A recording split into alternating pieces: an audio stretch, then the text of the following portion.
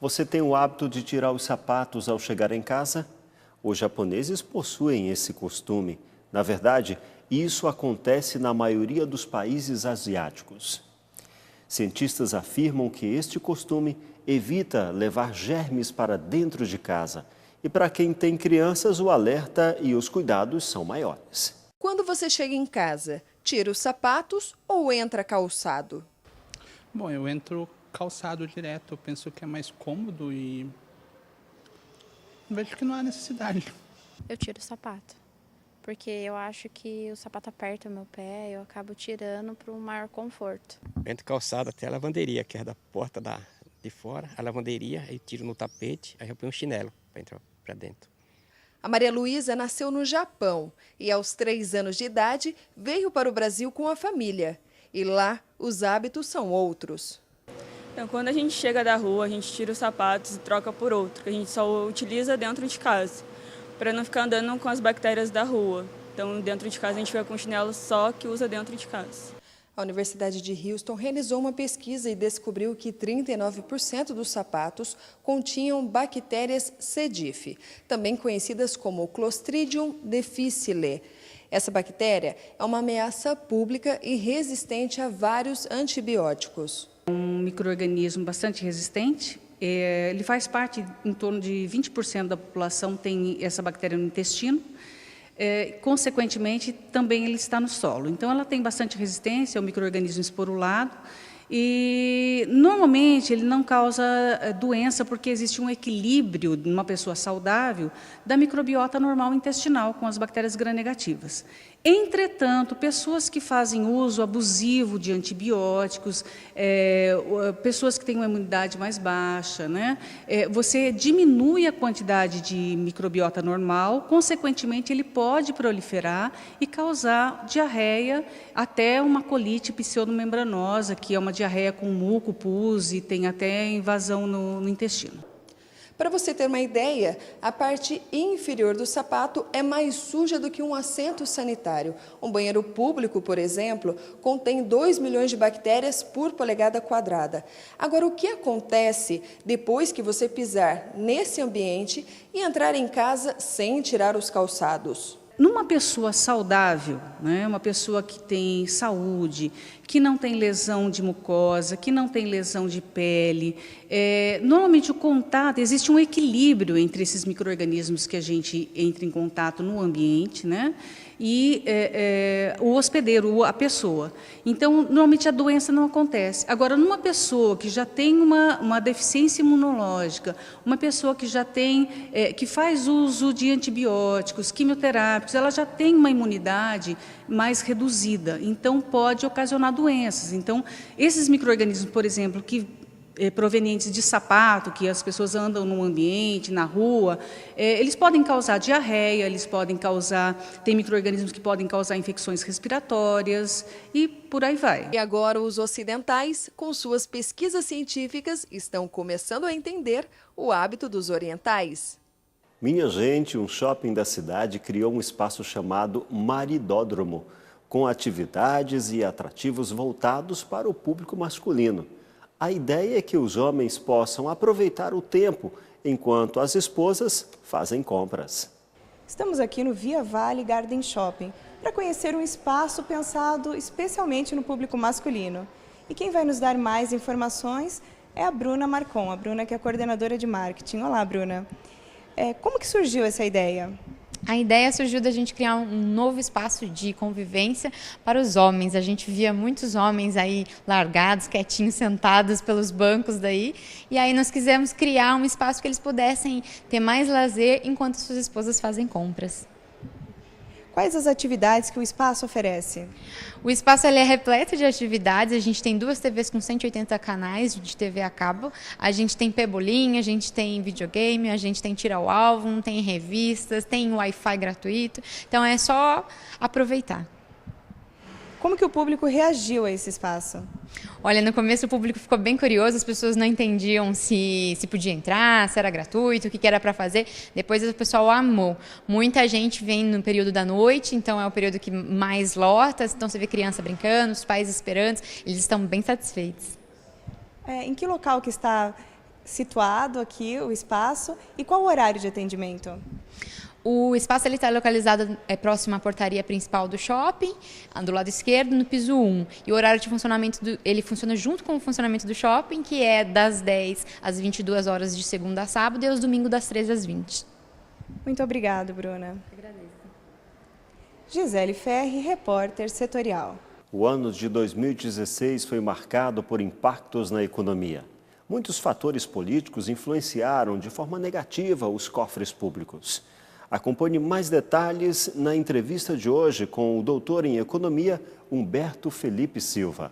– 2016 chega ao fim, ano de muitas contradições, de muita expectativa, muitos mistérios, e hoje nós vamos avaliá-lo do ponto de vista econômico.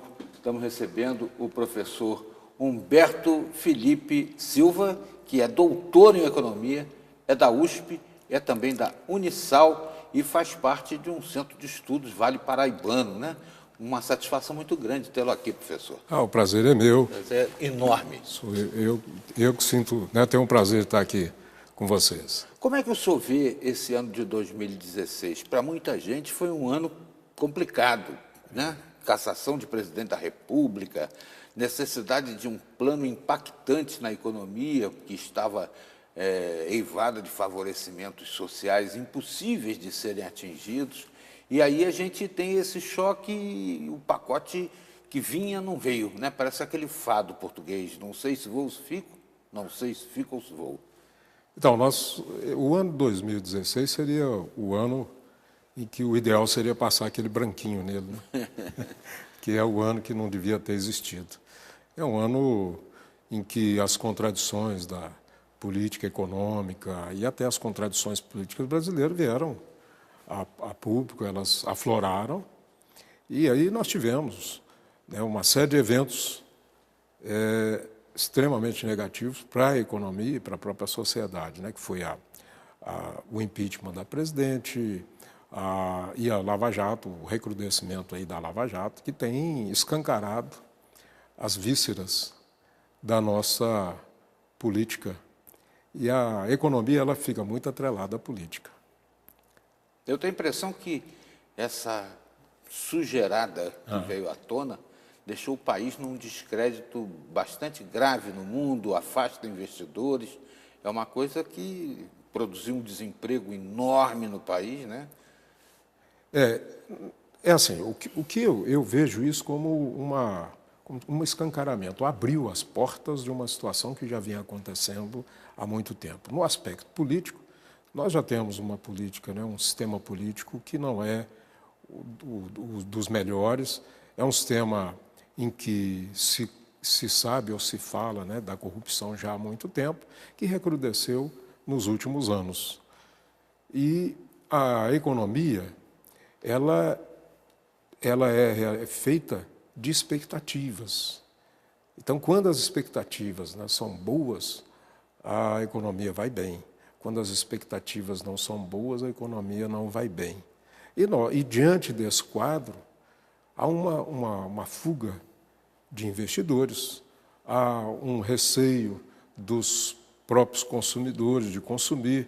Tudo isso vai fazendo com que se agrave ainda mais, né? É o que a gente chama de um círculo vicioso. Então, as coisas vão degringolando cada vez mais, pela falta de expectativas dos agentes econômicos.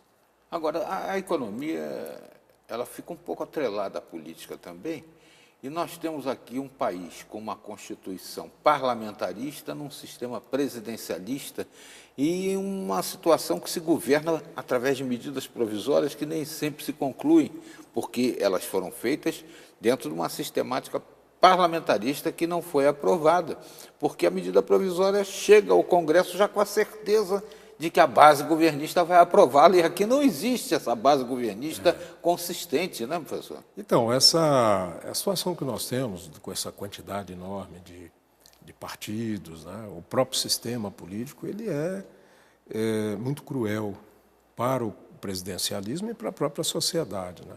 E tem uma característica da sociedade brasileira, de que as leis, Algumas pegam, outras não pegam. É preciso, às vezes, você tem a Constituição, ela determina algumas garantias, mas essas garantias acabam não acontecendo. É preciso fazer leis menores para garantir as leis maiores. Então, nós precisamos fazer uma reforma política urgente e, eu diria, até imediata. Porque a economia e política não tem como elas serem desatreladas, né? A política, ela afeta e influencia muito a economia. Quem sabe até a reforma política devia vir antes de qualquer pacote, né, para poder ter uma consistência nisso tudo. Senão fica desandando a receita do bolo toda hora. Com certeza, né? É muito difícil negociar num ambiente político como esse. Senão é tomar lá da cá, prova aqui que eu te dou, senão é complicado. E a gente tem vê essa percepção, né, ou tem essa certeza dessa dificuldade, porque nós tivemos, nos últimos anos, presidentes com características ideológicas, né? Nós tivemos lá, vou pegar nos 3 últimos, né? Fernando Henrique, Lula e Dilma. Então, Fernando Henrique com uma característica ideológica, Dilma e Lula com outra, mas com características de personalidade diferente. E todos 3, né, nós percebemos, e agora o Temer também, né, refém do Congresso. Mas refém não num sentido positivo, refém no sentido negativo, de ter que fazer concessões, trocas, de um Congresso que, pelo menos o que a gente percebe, é que está mais preocupado em resolver os problemas dos parlamentares do que resolver o problema do país. Né? Problemas nitidamente pessoais. Pessoais, né? Isso. Né? Tratando do próprio umbigo, independentemente da desgraça que o povo esteja vivendo e estabelecendo uma profunda revolta. Professor, eu gostaria que a gente abordasse tópicos do que se pretende com uma reforma, né, através do teto dos gastos, da previdência social, mas sei que isso é assunto difícil e nesse bloco nós já estamos com um tempinho esgotado. Vou lhe pedir para responder sobre isso na sequência da entrevista, que volta já já aqui no Repórter Setorial.